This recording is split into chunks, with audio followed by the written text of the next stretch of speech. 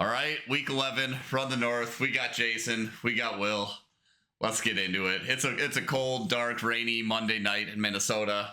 Kind of sums up the season for both of us. Maybe not so much the Vikings, but maybe the Bears a little bit. That's what we call foreshadowing, right? Yeah, that's a little foreshadowing for this week 11 pod here. Let's jump right into it with some knee-jerk reactions and hot takes. Jason, is anything hot at this point? Are there any hot takes from Chicagoland, or is it all just old news at this point? Well, it's all just old news at this point. Hot take is Flus ain't going to be here. So I'm not even going to waste time on that because we have an entire hour to burn on that one. I saw this tweet, and I kind of wanted to get into it a little bit. There's a report out there, which, again, I'm just taking it as a rumor, but the thought is really what got me going is that the Jaguars GM Trent Baalke, who used to be with the Niners and now he's with the Jags, actually the last couple of years since Peterson got there. There's a rumor that he might stay next season. And he's quite unpopular, right? Well, that and then with Peterson on like the hottest seat, and then Eberflus right now is the betting odds for the second hottest seat. They're not sure if Peterson's going to make it through the season. So the hot take here is that he could be back. The GM could be back after whiffing on picks, paying Trevor Lawrence, and he's not playing well. Bad coaching hires. I mean, historically, bad teams are drafting top 5 again at this rate. But he could be back potentially with Bill Belichick as a head coach in a package deal. And this is per NBC Sports. That's crazy. I mean, they had a tie because they were both with the Jets a while back, but what the hell is that? What does a package deal mean? I mean, Bill's a free agent. Baalke already has a job. Is that basically Baalke's like, I can get Bill Belichick here, but you have to keep me as GM? Is that basically what he's like selling to ownership? It's like, if you fire me, you'll never get Bill Belichick. You'll never get him. Yeah, exactly. You'll never get him if you let me go, which is because apparently all rumors say that he's just a dick and a terrible guy to work with. He'll go through all the meetings. He'll take in all your opinions and he'll say, forget it. I don't care. I'm doing what I want anyway. That's Baalke or Belichick? Well, I guess both. But I meant that for Baalke. But yeah, could you just see Belichick going to Florida with his 26-year-old girlfriend living up there? I could see that. Yeah, just going out there for the weather and stuff. But honestly, I don't. The hoodie's just like, I don't want to play no fucking cold no more. Blah, yeah, blah, blah. Exactly. I could see that for sure. Guess we'll just have to wait and see. Although I will say, I feel like Belichick's coaching style isn't going to work with just this generation of players. I think it worked 20, 30 years ago when guys were tough. And now guys have Instagram handles and like podcasts, and they don't want to deal with the what's the word I'm looking for? Just the gruff a-hole, Belichick, Parcells, that type of thing. And I find that really interesting because I definitely agree. We've seen Belichick in the roast for Tom Brady. We've seen him now on TV. I think it's CBS. He does it with Ocho Cinco. He does it with Chris Long and Ryan Clark. He's a lot more personable there. Obviously, that's not what you're going to get in the football room. But I think someone's going to buy into it. But, I mean, on paper, and trust me, this is the year that I've been burnt by on paper. On paper, that's like the perfect thing that the entirety of the Jags organization and culture and just like soul of everything is missing is like over-the-top discipline, structure, and accountability, which is really all he's bringing other than, great situational coaching. Yeah. Which is another sore spot for me in the Bears. So, I mean, hell, if that's on paper, that's one thing that's going to turn around. That's where you start anyway. Yeah. And the fact that he's got a quarterback already signed, I mean, that's a good thing and a bad thing. But really, it's can I do whatever I want, Belichick, and do I like the quarterback? It's going to be those two things whenever he picks his place, in my opinion. Yeah. Well, But the knee-jerk reaction itself is this is a terrible idea. This is never going to work. It's going to be all media play because all Khan wants to do is play in London and sell tickets. And I just feel like that's going to be a really big conflicting, dynamic shift. And it's the Jaguars are going to Jaguar. Yeah. I mean, they haven't been relevant since Blake Bortles. And even then they were barely relevant because of Blake Bortles. It was 1 year, dude. Yeah. Yeah. Okay.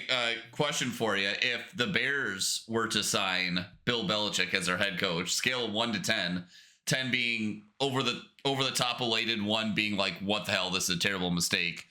Where would you feel about that? I'm gonna go. Hmm. I just know it's not going to happen, so I never even put credence to it. But I would probably go 8+. So you'd be excited Um, about that. yeah, not for the fact that I'm excited about it, but it's just I know it's the right thing to do, Mm-hmm. and it's not going to be sexy. It's going to be like Harbaugh. They're going to win, garbage games. It's not going to be explosive or fun. It's going to be boring. Um, but just the satisfaction it'll give me to know that the McCaskies will be told to shut the fuck up, sit the fuck down. Stop putting your fingers in this organization. I'm going to run this properly. And he's probably one of like two dudes, and I don't know what the second would be right now, that could walk into any franchise and say that, and the ownership would have no choice but to listen. Right. And Because I'm he's saying got the that from a point of credentials. bias where we need that the most. We'll Yeah. get into that later, though. Was Belichick ever, was he coach and GM at any point during his Patriots tenure, or am I making that up? Pretty much the whole time. Yeah. The whole time And he that's why, was. yeah, pretty much. They had people in the organization that would run the front office. Mm-hmm. So, I mean, the guy that's running the show there now was like his predecessor the whole time. The guy that's running the Texans, he was that guy before the guy that there's. Because I think it's Elliot Wolf is the current GM for the Patriots, who was kind of always the underling, and then not Joe Shane, Nick Casario over, and he brought a bunch of guys with him to Houston's front office too. So, but it's something where he would run all of the day-to-day stuff because obviously Bill's trying to run a football team. But when it came to final Right. decision, they basically say, hey, Bill, I know what you want. I know what you got. Here's your couple of guys. And Bill would essentially say yes or no. Interesting. Yeah. Well, see, I mean, some teams got to scoop him up next year, right? I mean, it's crazy that he didn't have a job this year. Well, there's such a, like, you look at the teams right now, there's such a lack of average coaching, let alone good coaching. Yeah. You have the same 6 coaches that are always in the playoffs, no matter what the circumstances, and you got the same 15 franchises that are always 500 or shittier. And for a better part of 20 years now, Jags, unfortunately, Bears, Jets, Browns. I mean, Browns are eating it because the owner got in the way and did Winston, or not Winston, excuse me. Watson. Watson, thank you. Yeah. I guess they did Winston too, technically. But I mean, Stefanski's going down. I think he's a hell of a coach, and I think he's got a great scheme. And you see, Jameis almost goes for 400 yards this week. Like, he's going to end up biting a bullet this year just because of the owner's not going to shell out like, oh, that's my bad. We're going to keep him. You know? Yeah. Well, I guess we'll just have to wait and see. Right. Anyway, let's enough of that. I'm trying not to bring down the mood here. How about you? What's your hot take, knee-jerk reaction you got going into this week 11? Well, mine's not really a happy hot take either.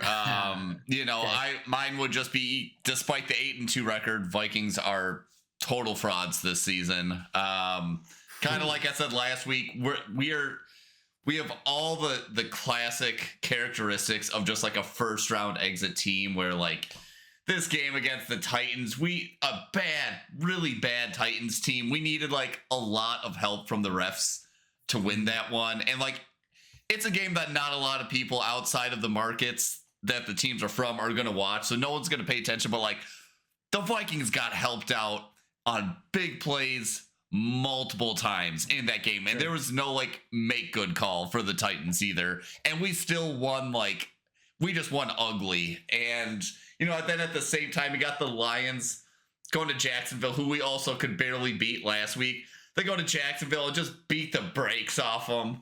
Just playing with their food. And it's like the Vikings are a bunch of pretenders. We'll get to the playoffs. We'll get knocked out round 1. Maybe we'll get past round 1. We're not getting past the divisional round. Not unless Sam Darnold wakes the fuck up and starts playing real ball. And even though stats say he's pretty good, it's like he just doesn't have that killer instinct in him. He's not playing with confidence. He's not playing with anticipation. And I just don't think we're going to go very far. Sure. With that at quarterback. Well, it sounds like when we get together to pod next week, we're going to, since it's a rivalry game, we're going to watch together. Sounds like that's going to be more of like a therapy session than like a war. I think so. I mean, Uh, with the fight that the Bears put up against the Packers this week, and just the way the Vikings have been trending, I think the Bears are going to be just one of those games and where they come, they win. The Vikings are just going to get exposed as frauds and fakers, and like they're not legit, and they just can't get it all together. I feel like the Bears are going to win next week just based on vibes alone. Oh, that's a scary thought. So, all right, do you want to go into that game? Well, I guess we got to go through our games first before we get into that game because I have my thought. I have my thought on how that's going to go. I still have to dial in a final score prediction. So I'm going to see if your game recap is going to push me a couple points this way, a couple points that way. I don't know. I like that. But let's start like we talked. Let's start with the Bears game, and I want to share. Okay, this is Bears Packers week. This is the biggest week of our season. We've lost now 11 in a row, which 10 previously. The last quarterback to beat them was Mitchell Trubisky over 60 seasons ago. So shoot me in the face right now. It was the time. You guys had it. Well, and you think about it too, is like Aaron Rodgers was getting old. Nope, he had 2 MVP seasons. And then we get rid of Aaron Rodgers. Now is our time. And then all of a sudden, Jordan Love's good. Like, what in the, really? Come on now.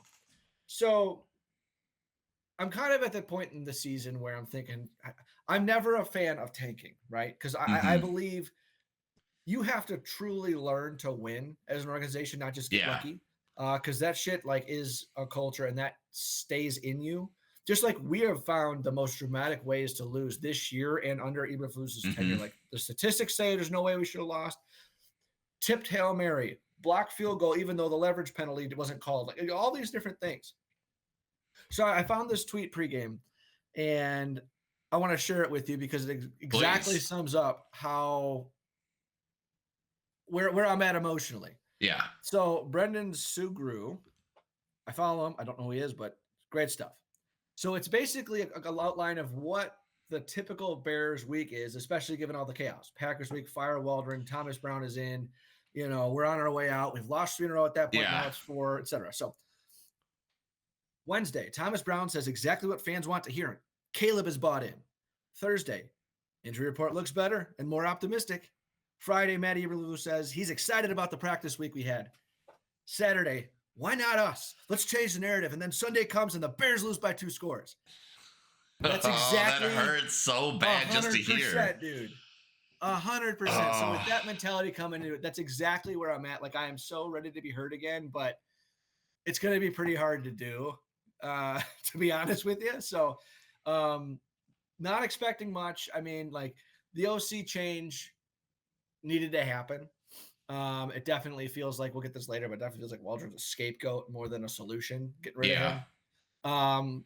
Not much you can tell from an introductory press conference, but I will say Brown was way more on top of his game. Waldron was fired for being too nice, according to a couple of players, not holding guys accountable.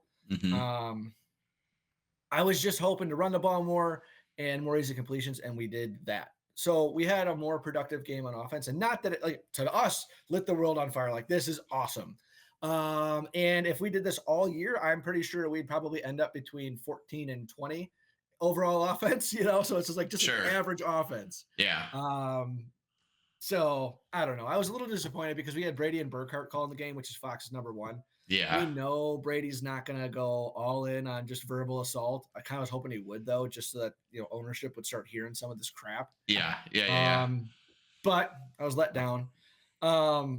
So Bears opening drive, we deferred.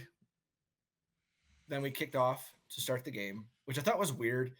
Defense is our strength, but I feel like you need to make a statement and just start on offense and like just have a scripted and go down the field and then, all right, kick, and they gash us right down. Like before I even like got back from the bathroom from the kickoff, I felt like they were already scoring. So it was 7-rip. Undisciplined, pre-snap penalties. They scored on an offsides and like a free play anyway, and just like a garbage throw to the end zone. Like, was that?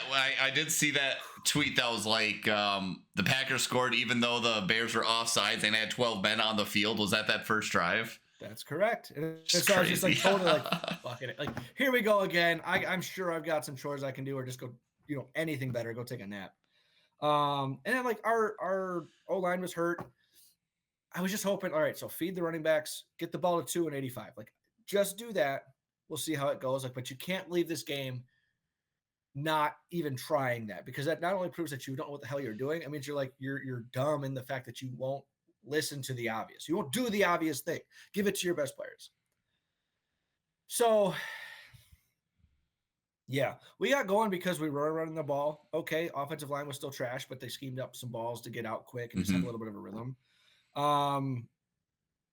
Overall, I think the Bears were almost the better team in this game, believe it or not. I watching the highlights, I thought they played the better game. Yeah, and you know that happens because I was actually shocked because the Packers were coming out of a bye, but there was a couple situations, 3 out of 4 times, LaFleur was screaming his head off, not getting a call, bad call back. I was like, dude, you got favorable calls the whole game. There was one that he had the right to be pissed about. I don't remember what the play was towards the end of the game, but the first 3 or 4, I was like, dude, enough. I'm not just saying that because you're a Packer. It's like this is outlandish. But yeah, it was really cool to see at the end of the game. Like, we struggled. We got no pressure. Love played decently. He didn't make a ton of mistakes. He threw the 1 pick. The numbers are a little bit more gaudier than they should have been because they had 4 bombs given up to Watson. When he's healthy, he's a deep ball threat. Like, that was a couple of sweet plays. Our guys should have made the play too because half of them were jump balls. But really, absolutely no pressure. We got run on like crazy. Josh Jacobs is just a yard-eating stud. We couldn't really count on our defense. They played well, like bend but don't break, but there was no one that really imposed their game. But when we came down to it, it was a back and forth in the last couple of minutes. I did not like how Eberflus called that game, and I'm not even talking about the field goal at the end. Just some of the time that killed me though. I'm sitting there. They have like 30 seconds left, and it's like you got to try and get a little closer. Like it's like a 45, 48 yard kick, 40 something yard kick. It's like 46. Yep. Yeah, like that's not a gimme. Like that's officially where it stops being a gimme. It's like try to like do something. Like you got 30 seconds. Maybe take a shot to the end zone. Like 30 seconds and 1 timeout on first down. You run the ball once up the middle, and then like the whole explanation was, well, Kairos was 71 of 71 in his career with the Bears, 49 and in. Okay, but that's bullshit. And there's this whole thing going on. It's like, well, Trestman did that 8 years ago. Nagy did that 4 years ago. Like the exact same scenario, kicking on 4th down, missing it. I mean, it's just history repeating itself. But what didn't repeat itself was, again, 3rd time this year, we're down, we're losing, shit game. Like not, I guess I can't say shit game, but just really not an effective game for the offense. They had a couple plays here and there, but then in convincing fashion, well, they start the drive off 2 sacks, so it's 3rd and 19, and then in convincing fashion, just 15 yard at a roam. Okay, then 4th and 3, then a deep ball fade to Rome. Talk about the cojones on that kid. Yeah, and I saw him put that up on that was 4th down, right? The second one to Rome. 4th and 3 from about midfield, maybe the 40. When that was in the air, I was like, wow, I can't believe he's throwing the game away like this. Like, you didn't need that. And then he came down with it. I was like, oh, like, okay, the kid came to play. Yeah, Caleb and Rome grew up together on that drive. I mean, that was pretty sweet. I mean, Rome had a quiet game, but he still had like 6 catches for 60 yards. I think he led us. So that part was sweet, but to just have just on full display the ineptitude of the coaching staff. And the fact that we didn't get that call anyway, I mean, it was clearly leverage. We lost the Colts game. I'm getting a bunch of emails coming in right now. Sorry about that. We lost the Colts game because we had a leverage play where the guy barely put his finger on like the outside guy, not even the center or the snapper. So just the hypocrisy is crazy. I mean, at this point, I started saying earlier, I'm not one to root for a tank, but the best scenario for the You're not going to be sad if you lose anymore.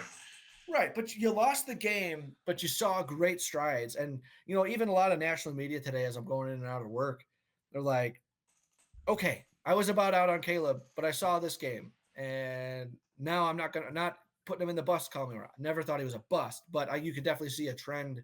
My question was, are we breaking him or not? It was like, oh, it's too soon. It's like, but you look at Trubisky, he was already broken coming in, but he's always flinching. Fields just beat the hell out of. I mean, it's so clear and obvious that history is set to repeat itself, and they keep doing it. I mean, you blow 3 games, Indy, Washington, on Green Bay, because it was all situationally terrible coaching. I mean, the answer in Washington was Eberflus like, I don't care about those 13 yards. Okay, well, how about those 13 yards in Green Bay that you just had the 4th down, you got 13 more yards to Keenan Allen. It was 12 actually to get it into the kick line, field goal range. I mean, those don't really matter. I mean, you're going to throw it up anyway. No, like what a terrible PTSD. Sorry. Yeah, it's tough to see history repeating itself. And one thing I noticed with Caleb, at least from the highlights, is seems like his mechanics are a little broken right now, where he's throwing off platform just all the time. Where, sure. Something that gets talked about a lot on the Viking side of things, and the way Kevin O'Connell runs his offense and trains his QBs, is like having your feet married to your shoulders, married to your eyes, where like everything needs to be in rhythm. And you just from what I saw from Caleb, he's not in rhythm. It's just like there is no rhythm. It's just kind of like he's on the run, trying to figure it out every play. Right. So yeah, hopefully you're not breaking him. Hopefully, he figures it out or something falls into place for him. But yeah, it is kind of tough to see. Well, that's what we were really hoping to have. So the way I learned it was that your feet are married to the routes, which is exactly that same thing: rhythm, timing, progression. Like 1, 2, 3, throw. 1, 2, 3, throw. Right. It's not always going to happen, especially with the 3rd and 4th string line. Like we had 2 more linemen go in a concussion protocol and a rolled ankle, so we were back. We had our tackles back, which was nice. In the Packers game. Yeah. So oh my God. Backup line, backup line, backup line, backup line. We're on the you got like the practice squad guys in there. Oh yeah, that's brutal. And that's the guy that got beat on the blocked field goal anyway. Kind of crazy. So to talk about the epic failure of Eberflus, here's a stat I pulled offline. Since 1940, the Bears are now 101, 24-2 when they have 0 turnovers on offense and create a takeaway on defense per stat head. 3 of those losses, again, 101, 24-2 in the last. That's a strong record. 76 years. 3 of those 24 have come in the last 3 weeks. That's back-to-back-to-back games, bro. Jeez. Yeah, something's wrong there. We had 3 last year. We had 3 last season, all season. 3 in a row, dude. So you want to talk about how depressing and fucked up this last couple of weeks has really been? And maybe I'm exaggerating a little bit just because I'm tired of all the bullshit. No, it's really been that dramatic. 0 turnovers on offense. Got takeaways on defense. And you still lost the game. Yeah. 3 weeks in a row. Flus is coaching like a guy that knows he's not going to have a job at the end of the season. He just seems like he's checked out. Okay, I'll give you that. Exactly in the post-game pressers, absolutely. We talked about in the Washington game especially, prevent D. It prevents you from winning games because you get the 13 yards and it's a free shot. There's no pass rush. First point, I think Eberflus has officially invented the prevent O. Especially what's the prevent O look like? Just not fighting for yards with those last 30 seconds. You're in kicking range. You don't center the ball. You don't try to advance it. You don't run the ball, nothing. You just boom, boom, boom. Because you don't trust your players. You're more worried about them fumbling, throwing a pick, or having a penalty than you are just like run the most simple play ever invented. Halfback dive. Like, well, they have guys in the box and this. Bullshit. Get 3 tight ends and a fullback and fucking ram it up their ass. Like, that's how football works. Yeah. So to make shit even sweeter on that point, we had that epic game of the Chargers and the Bengals. Goes down to the last same scenario. Chargers are down at the 29-yard line. Easy kick. Dobbins up the middle. We would now find out after the game. The center turns around and said, fuck it, score. So with seconds down the clock, all they're trying to do is center the ball so that he can get a field goal to win the game, which, sweet, same scenario. 29-yard touchdown, iced it, done. Oh, wait, you didn't even fucking call that coach this year. The guy that played quarterback for your franchise, you did not even fucking call him because he's too strong of a personality. He came out and said it would be his dream job. Did he really? Harbaugh did? Not this year, last year. Yeah, fuck it. him. Oh, man. Okay, I'm about to have an aneurysm. But you have to come back to the ownership. And I know I'm fucking repeating myself again. They won't pay big money for big name guys, and they will not allow a big personality that will speak up against them or make them look bad or talk against the media. You need a crazy motherfucker. This is probably week 8 in a row. We've been saying that to win games. It doesn't need to be a coach because they were going to fire Ditka before they did. I mean, dude. I feel for you. So blatantly obvious. What are we even talking about? Yeah, it's some shallow, thin-skinned ownership there. Just the absolute last people you want writing the checks for your football team. I got one more. I got two more quick little things I'm going to read off. We can talk about it or not. I don't think we need to talk about it because it really speaks for itself. Okay. Yeah. But if you got comments, let's do it. Okay. The Bears are 5-17 in one-score games under Eberflus since 2022. So that's 2.5 seasons. The worst record in the NFL. Along with, 5-17 in 2.5 seasons. Along with never winning an away game on a Sunday. 26 blown leads in the fourth quarter as an NFL coach. 26, bro. That's insane. In the last 2.5, 3 seasons? So 34 games in the first 2 years plus another 11. So 45 games. 26 leads in the fourth. It's like half of them. You're leading in the fourth in half those games. 0-5 against the Packers. So that's 1, 2, 3, 5. That's 4 indicting plays. Having a 3+ game losing streak 4 times. And a 4-game losing streak 3 times. This Eberflus tenure is just like one of those work weeks where you're just like, you just want to get to Friday. Like, you know it's gonna suck until the week is over. And I feel like that's just the Bears season. It's like, but that's exactly what you said. That's exactly his timbre in the press conference. He said, all right, we're together. We got each other. I thought there were some good things. Like, bullshit, dude. And this is where I come back to the full circle on the point is like, Waldron was the scapegoat for this guy to kind of keep his ass. You can't. I can't. You should have fired him. You shouldn't have kept him before you drafted Caleb. Like, that's obvious. But you shouldn't have hired him. You should not have hired him.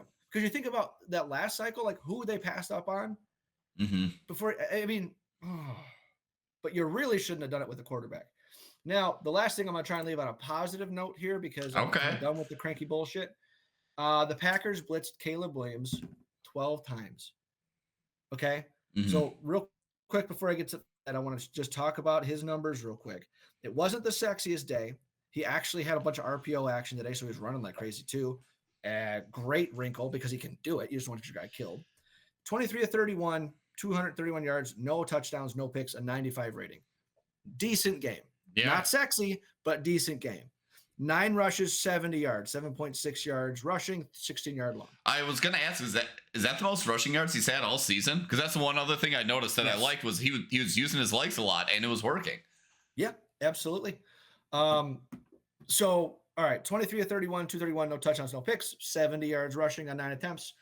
So you're at 301 all-purpose yards from your quarterback. Not bad. Not too shabby. They put up almost 400 yards of offense. Like, that's a great unheard of for you guys this season.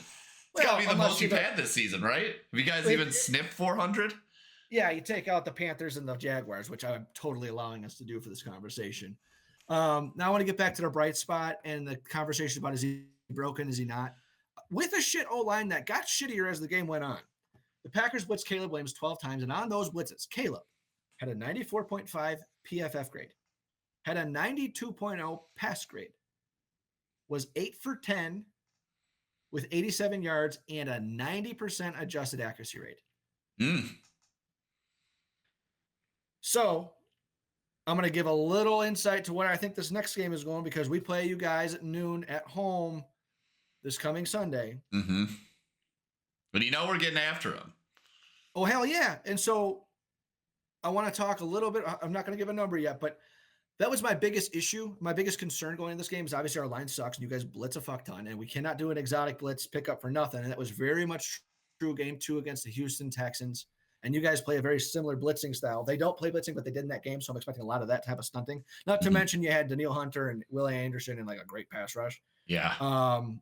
The offensive line scares the shit out of me because they're going to get this kid killed. At the same time, we just talked about a 94.5 PFF grade against the blitz. So someone is growing and learning how to play with an offensive line like that. Hopefully, our OC can help us out. Just gets a couple of easy ones because again, what's the way to beat the blitz with the pass? You throw right into it. So you Yep. got to know how to read it and got to see it. So I'm actually, before we get into predictions, I'm expecting that this game is going to be very similar to the way we played that game in Houston. I think it was like 19-13 we lost. I think it's going to be one of those crappy games where we're all just like blitzing the shit out of each other and like pressure and just like, because you know each other, it's going to be close. Yep. But I'm going to leave it there. My 3-word recap is Eber fraud again. I'm just leaving it there, or fire the Flues, or get him gone, or good Yep. on paper. I don't know. All right, I'm over it. I'm over it. I'm going to use that as a transition over to the Vikings game here against Tennessee. Sure. I didn't get a chance to watch. I watched some highlights. Well, I watched the last 3 minutes, but that was basically sealed. And you watched Levis running around for his life. So yeah, dial me in there a little bit, Coach. Let's see what's going on with that game. Yeah, I mean, just kind of an ugly win, but at the same time, as a Vikings fan, you were never really worried that we were going to lose the game, and at the same time, you were just what's that feel like? Yeah, I mean, it was kind of nice, but at the same time, it sucked because it's like, again, refs bailed us out of many big calls, third down calls, touchdowns getting called back for ticky-tacky penalties, us converting on third downs off of ticky-tacky penalties. Right.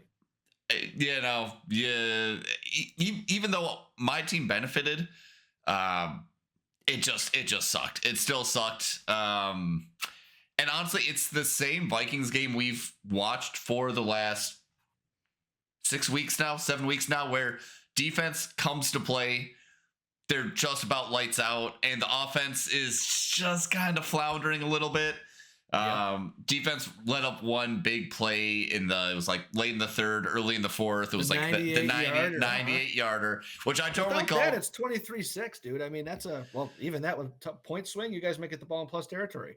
Yeah, I mean, when we downed that punt on like the 1 yard line or whatever, I turned to Sally and I was like half right because I said, watch him get a 99-yard running touchdown. Yep. So I was wrong about the run, but I was right about the long ass touchdown. But yeah, it's like defense did great. I think we had like 5 or 6 sacks. Got the takeaway to end the game. Offense, again, Darnold turns in like a relatively good stat sheet, but just watching it, like he's just not passing the eye test for me. I don't think the thing I've been thinking about a lot lately, which is something that I feel like I saw in JJ McCarthy in preseason, that even like I feel like Darnold was doing well at the beginning of the year, and now it seems like he's not, is throwing with anticipation and like throwing his receivers open. Whereas right now it's maybe it's because he's been throwing so many interceptions, but he's not hitting that nice smooth 3-step drop and throwing it. It's like he's taking his 3-step drop and waiting to make sure his guy gets open and hesitates, just has that half-second hesitation, and then he throws it, and it results in a lot of just inaccurate balls. And I don't know, it's just kind of tough to watch. Aaron Jones probably had his worst game as a Viking, averaged like under 3 yards a carry, just didn't look great. But we squeak out with a win. We'll probably lose to you guys next week, is my professional opinion. But yeah, it's been the same game we've seen for the last 6 weeks, where I keep asking, when is the offense going to come in? The offense hasn't won us a game, right? I mean, really, maybe all year, because even in the games where the offense was balling out, so was the defense. I'm still just waiting for that game, and I think we're gonna have pretender status until the offense bails the defense out for one of these games. Because we're just not seeing it. You've only had one real blowout, which is the Texans game. Well, Giants and the Texans. It is two of what, 11 now? Two of 10. So yeah, I mean, you take away the one play in this one, that could have been your third. But I noticed, like, so it's not sexy to say, but like the Titans have a decent defense though, like especially the interior line with Simmons and then that rookie Sweat. I mean, that dude's a house. We couldn't get anything going running on him either. That was our first game. We lost that because of a boneheaded flip falling down thing from Levis. So I guess, excuse me, I'm not surprised to see the running game didn't really take off, but you had 40, 25, and 18. So, I mean, you're not 100 yards, but you stayed committed to it, which I will take. Um, Ball distribution was uneven, unlike past games. Only 2 for Hawk, 3 for Addison, but he had a long touchdown. JJ took most of the targets, which we understand. Um, I saw a tweet that Van Ginkel is now one of like Yes. 3 or 4 guys to have 8 sacks and 2 pick sixes in a season. Oh wow. That's pretty dope. Yeah. I mean, I guess spoiler alert, and we'll jump right into it. He was going to be my crownum. I mean, dude's just having a sensational year. I mean, a really, really solid game, some really clutch, needed sacks in moments where the game could have started to get away from us. But then by extension, really just our free agency in general this year was just outstanding because we got Van Ginkel playing at a really high level, Grenard playing at a really high level, got Blake Cashman, middle linebacker, or I don't know if he's middle linebacker or what, but inside linebacker. He's back though. Did he play last week? But he's been out for more than 2 games. He's missed 2 weeks. We're undefeated when he plays. I think he got a sack as well. All 3 of them brand new to the defense, and they are just playing out of their minds. So yeah, crown them primarily to Van Ginkel, but then just to the whole free agent. Even Stephon Gilmore. You could throw Stephon Gilmore, Shaq Griffin in there too. I was going to say Pat Jones, a quiet 7 sacks halfway through the year. Yeah, what's that about? He's been hanging around our roster for a while now. I mean, this is like his fourth year on the team. Sounds about right. And I was never really a fan of him. You know, you'd see him on the field. He's got kind of like distinctive dreadlocks, so you knew he was on the field. But you never really saw much out of him until this year and put something together. Either he put something together or Flores put something together. But yeah, you ask, where's Dallas Turner? Well, these are the guys he's playing behind. I mean, they're getting a ton of sacks, playing super well. Kind of hard to justify taking them off the field. You can never have too many pass rushers, man. That's one thing you can never have enough of. Yeah. But yeah, overall, I mean, this was a game we were supposed to win. It was supposed to be an easy win. Kind of seemed like an easy win, but we also got like a lot of referee help, and that just left a bit of a bitter taste. Let's talk about next week. Keys to next week, Vikings Bears. I think what it's going to come down to is how the Bears handle all the blitzes from the Vikings and 100%. how many turnovers the Bears defense generates / Sam Darnold gives away. Because even in this game, I forgot the scenario, but he did have what should have been an interception that was not an interception because the defender just dropped it. It's like he was just shocked. This like Sam Darnold threw it where he threw it. I think that's what it's going to come down to is if you guys win the turnover battle and if we can't get Caleb Williams on the ground. Yeah, fair enough. I think it's going to be ugly. It's going to be an ugly, low-scoring affair as well. I'll tack that onto it. I think I'm with you there 100%. I would like for no one to get hurt in this game. That's going to be the biggest thing. But yeah, I'm going to go with ugly. I'm going to go with the pass rush of you guys is going to be the biggest thing for me too, especially. Yeah. I don't even know, even if we have a fully healthy offensive line, which I'm sure we won't. I'm not going to use it as an excuse because you know it and you should be able to scheme something. Now, does that mean you're running the ball more? Does that mean you have less explosives and what?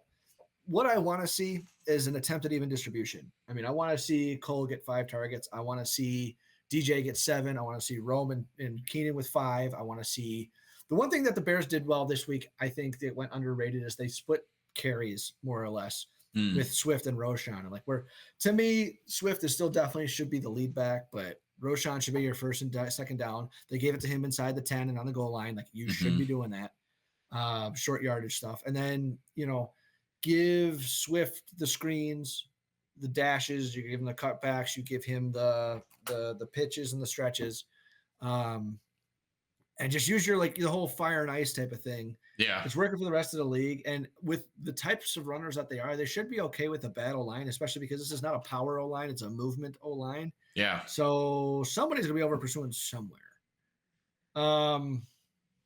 I would like to see Caleb continue his poise. Like we talked about against the Blitz, because you guys do that a ton. I do worry about the game getting out of hand early like it did any other time we play a blitzing team. To be honest with you, we played a bad defense and they gave up 9 sacks against Arizona, against New England, who is bottom 3.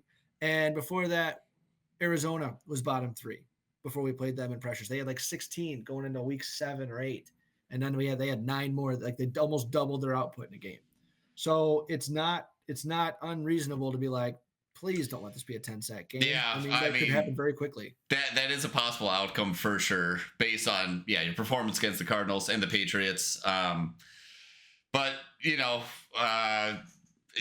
to imagine the coaching staff knows the blitz is coming, and they're gonna like make that top of their priority list in game planning and have like just a lot of quick reads and a lot of runs.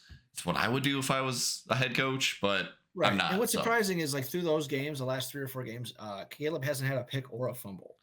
Yeah, so that is pretty interesting. The offense hasn't been potent, but they're not totally screwing us. And overall, coming back to coaching, it's not Waldron and Brown issue. That's an Eberflus thing, because like we even said it with Justin, the 200 rule, 2 touchdowns, no sacks, no turnovers. Like, yeah, but like if I'm the OC and I got a rookie quarterback in a season that now is pretty much lost, and I mean playoffs, who cares at this rate? Really, I'm telling Caleb, I'm going to be pissed at you if you don't throw at least 1 pick a game, because you're not pushing the ball downfield. You're not trying to figure out what you can and can't do. You're not taking some chances. Now that'll get all written by a defensive head coach, but like throw Mahomes, good for a pick a game. I was going to say, if you like that, you're going to love Sam Darnold. Yeah. Well, right now as a passer, like, yeah. But like learn, especially when you see that, like okay, coach is on the hot seat, lame duck. The only way you're going to get a chance is if somehow Caleb's got an explosion. Mm-hmm. Okay. OC, who's was looking for some head coach candidates, interviews last year. Yeah. And it was the same situation the year prior with Panthers. He was not the OC. And then halfway through, he took on the play calling duties because the other guy got fired.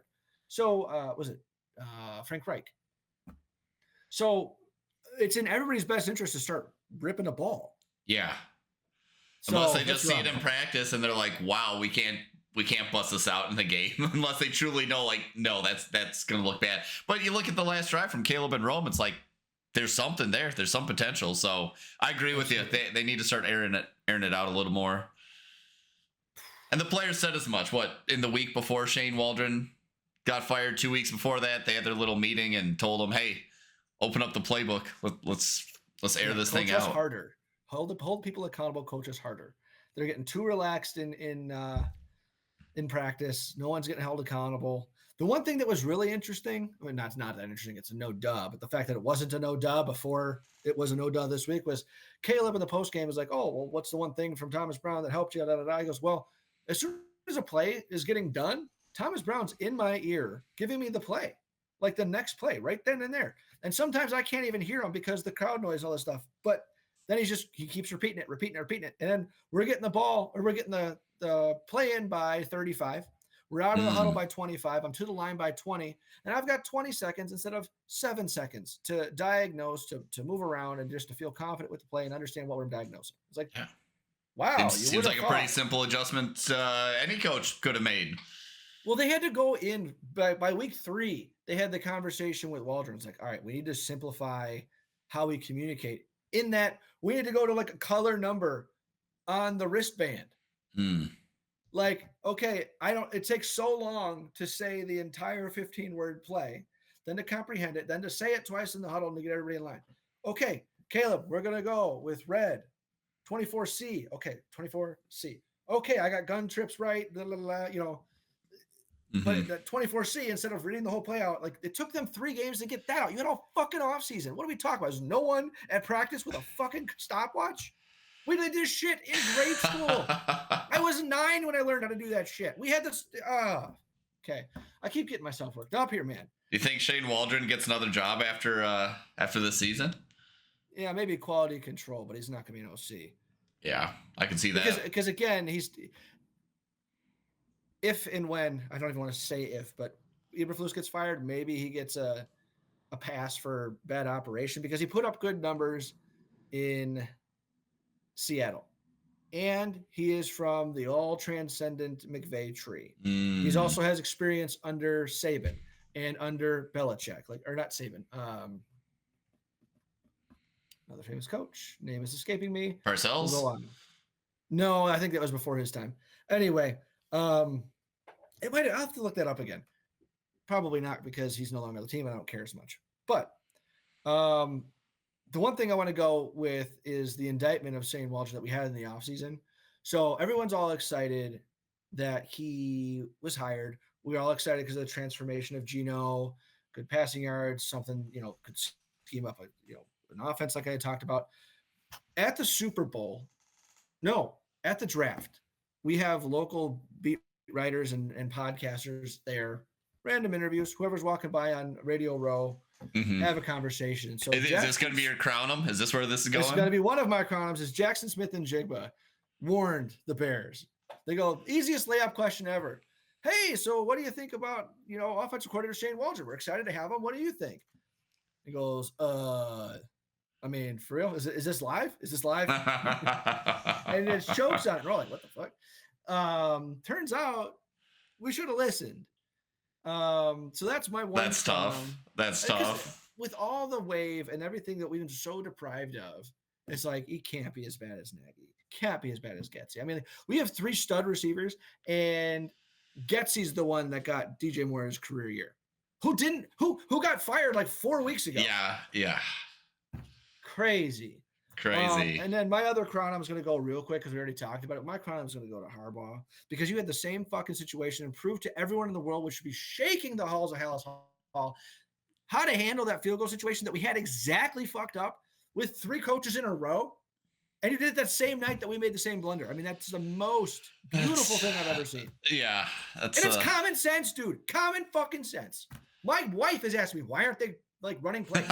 That's how you know it's bad. Dude. So I'm crowning JSN and I'm crowning Harbaugh. Nice. I like it.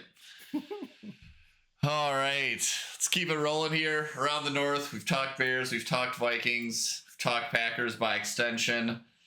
Leaves us with Detroit. Absolutely bullied the Jaguars to the tune of, what'd you say, 52-6 or something like that? Second time this month, they've scored 52 points. Just nuts. I didn't watch the week of the month. I didn't watch the game, but I don't know. You look at the stats, what, 644 total yards, 38 first downs. Yeah, that was a 644 for those who aren't really paying close attention to it. And while they're listening, if they're doing something else here, 644 yards. Holy shit. 3 for 3 on fourth downs. They went for it on 3 fourth downs, and they got it every time. I don't know the circumstances behind that, but that's just some crazy Dan Campbell MCDC shit, I guess. Dude, I can't. Okay, so week 4, 42-29. Win against Seattle. Bye week. Week 5, out of the bye week. 47-9 at Dallas. 31-29, close game with the Vikings. They end up winning that one. Oh, wait. Tennessee, 52-14, week 8. Packers by 10. Texans by 3. Jacksonville Jaguars, 52-6. And now I thought, honestly, I thought the Bears were doing good. We put up 36-10 on Carolina, 35-6 in Carolina. So I expect more from the Detroit Lions. 40 points is really hard for any NFL team to do. And for them to say, fuck it, we're going 50 on teams better than that. Like, I just look the fuck out, dude. They're scary. I was so thinking like the heart and soul of that team with Hutchinson going down. I thought that was going to be something. And now the fact that it's not, is just so scary to me. Yeah. Good for them. I mean, I hate to prop up a team, and of the 4 teams, or I guess the 3 other teams in our division, I hate them the least because I hate you guys the least. But it's like, why? It's the Lions. They've been terrible. Yeah, they've been terrible for my entire life. Like, I'll let them enjoy their moment in the sun. They got a badass at the helm. I'm a fan of Dan Campbell, so like, by all means, they're playing like me when I'm playing Madden. Like, hell yeah, run it up, have some fun. I mean, dude, they might. There's only one other game on the rest of the schedule that I'd be concerned about with them, and that's the Bills game, Week 15. Ooh, that'll be a good one. Because next week they've got at the Colts, versus the Bears, versus the Packers, and then versus the. So you got 3 home games in a row too, and then the Bills at the end of the home stretch. Then at the Bears again, at the Niners, which are totally average, and then they close out with you guys, which could or could not be interesting because if they've already got the 1 seed locked up, why are you playing? Yeah. But you guys could be fighting for positioning. Who knows? I mean, I don't even like our chances against their backups, to be honest. All right. I mean, because like, so that's the thing is like you and Green Bay have really good records, but they both feel like eerily hollow. Yes. And maybe that will feel a little bit different depending on how convincing or not you guys can play the Bears this week. Because again, we talked about how the Bears were probably a better team, especially with the Packers out of a bye with a top 5, top 7 coach for sure in the league.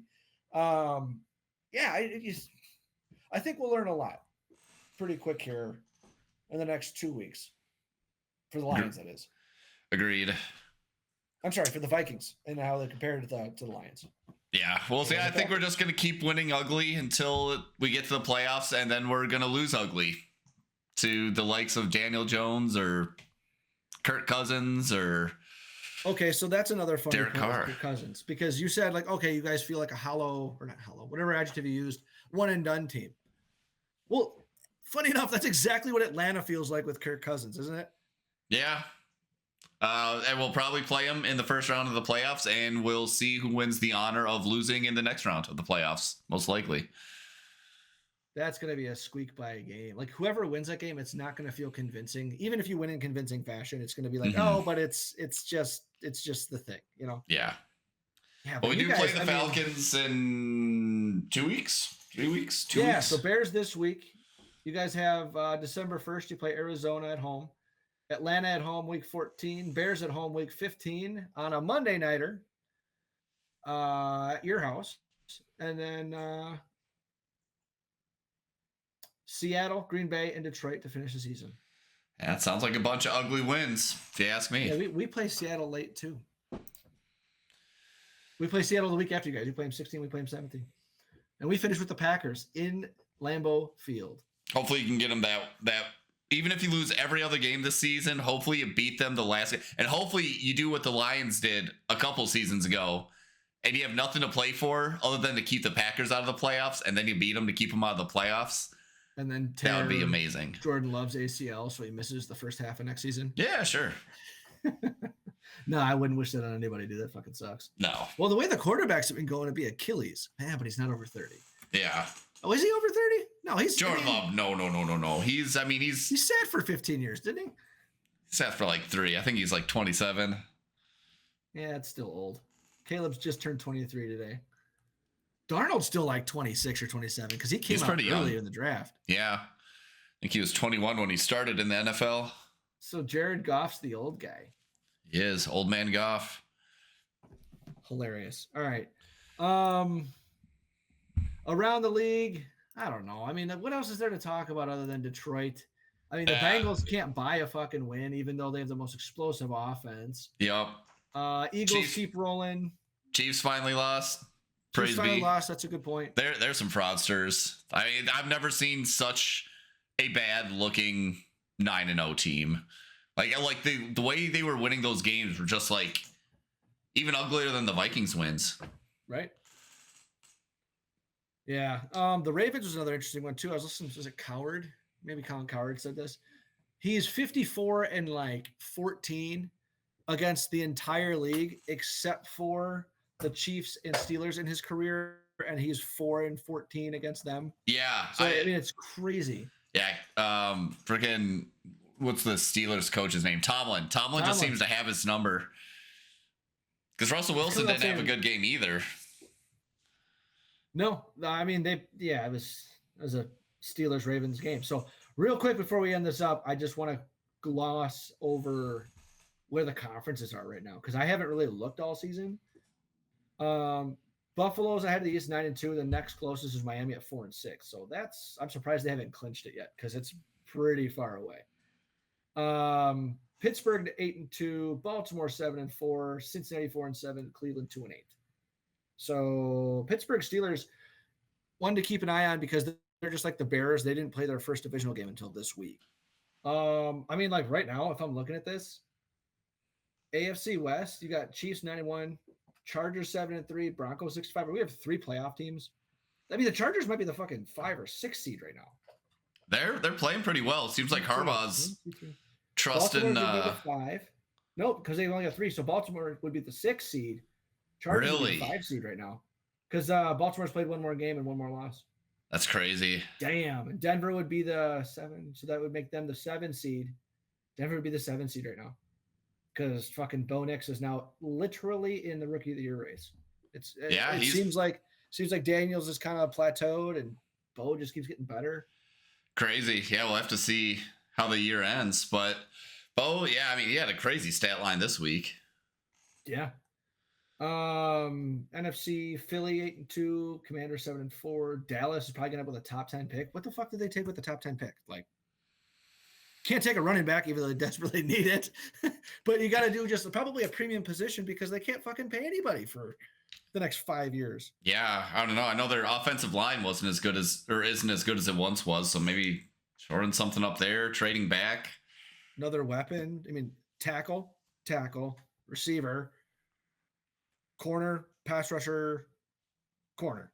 Like, Diggs isn't as good with his knee. Mm-hmm. Anyway, Detroit 9-1, Vikings 8-2, Green Bay 7-3, Bears 4-6, and we still have a net. We're +7 on the year so far, which is kind of crazy to be down 2 wins and still +7. Yeah, jeez. 4-2 at home, 0-4 on the road. Lost 4 in a row. Yeah, that the stat of Eberflus never winning an away game on Sunday is just bizarre. We're halfway through year 3, bro. So weird. Such a weird statistic. And Detroit, I can't even. I'm just thinking here as I'm looking at that 9-1 with an 8-game win streak for the Lions. Like, I'm looking at the schedule right now. I'm gonna do it again. Colts, Bears, Packers, Bills, Bears, Niners, Vikings. Like, the Bills is gonna be a sick game, but other than that, I can't even see a trap game on their schedule. Like, it's just not gonna happen. A division game, I wouldn't call a trap game, but it's like I see a clean sweep here, other than maybe the Bills. What are you talking about? The Lions game, or the Lions schedule here. Yeah, I have no doubt that they're going to be the number 1 seed in the NFC. I mean, they're playing like it, right? Although it's all fun and games until they're running up the score and like Jared Goff snaps his neck or something like that because they're playing around too much. Yeah. Jeez. Well, that was the same thing because of Caleb. The 2 games in a row, the Cardinals game and then the Patriots game where he gets flattened on the game's way over. Yeah. Well, it's just our operation. We want to get in the reps and experience of what? A blown knee? Like, come the fuck on, dude. NFC South, Falcons 6-5 on a 2-game skid. Tampa 4-6 on a 4-game skid. What the hell? Saints 4-7, 2 games winning streak here, and then Carolina's got 2-game win streak going on here quietly. Like, what? I don't think you have to worry about the Panthers making a playoff push. I want them to lose because we have their 2nd round pick, which could have been pick 33. So now it's going to be pick 34. I see. New York and the Raiders. Oh no! Oh my gosh. Carolina's 3-7. So you've got Jets, Patriots, 3 wins. Cleveland, 2 wins. Tennessee, Jacksonville, 2 wins. Raiders, 2 wins. Giants, 2 wins. Dallas, 3 wins. Holy shit. That's a lot of bad teams. It just went from 1 to 9, like real quick. Oh, yeah. And then rounding it off in the West, this is going to be a crapshoot. Cardinals 6-5, 4-game win streak. Everyone else is 5-5.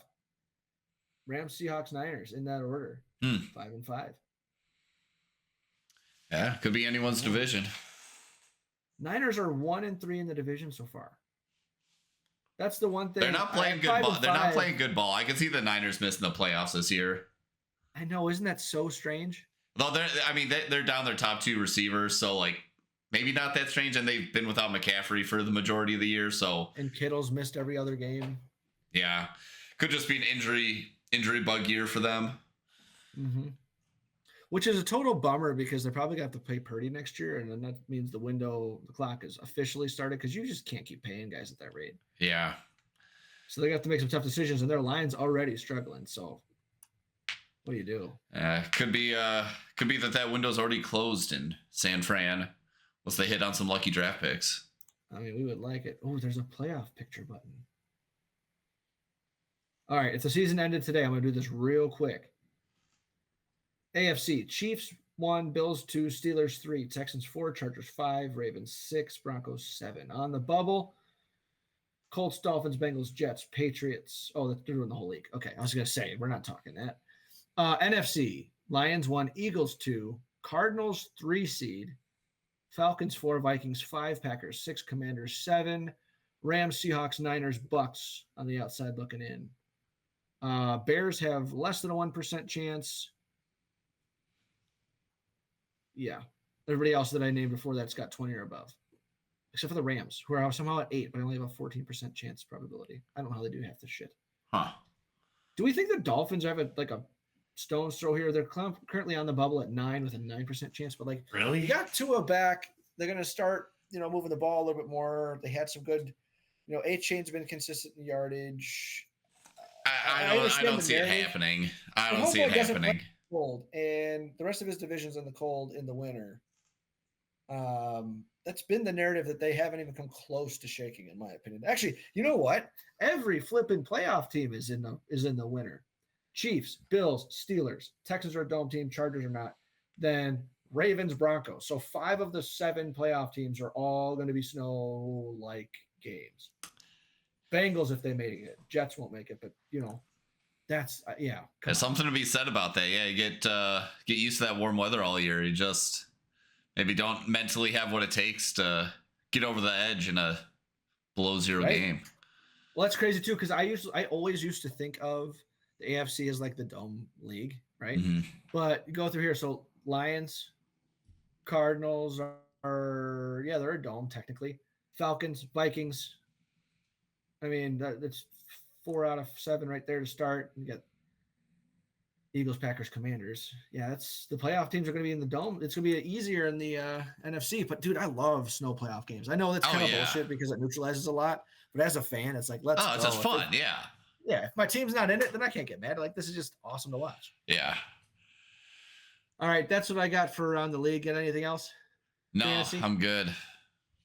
Oh, fantasy. Yeah, I'm clinging to life right now. I needed Brandon Aubrey to score less than 4 points tonight. He scored 1 entering the second half, or the second quarter rather. So clinging to life there. And then I've lost my work league, winning the fantasy or family league. Gotcha. Just hoping for a bad outing from Brandon Aubrey. There you go. I'm winning. I have won in my good league. I've lost in my 2 bad leagues.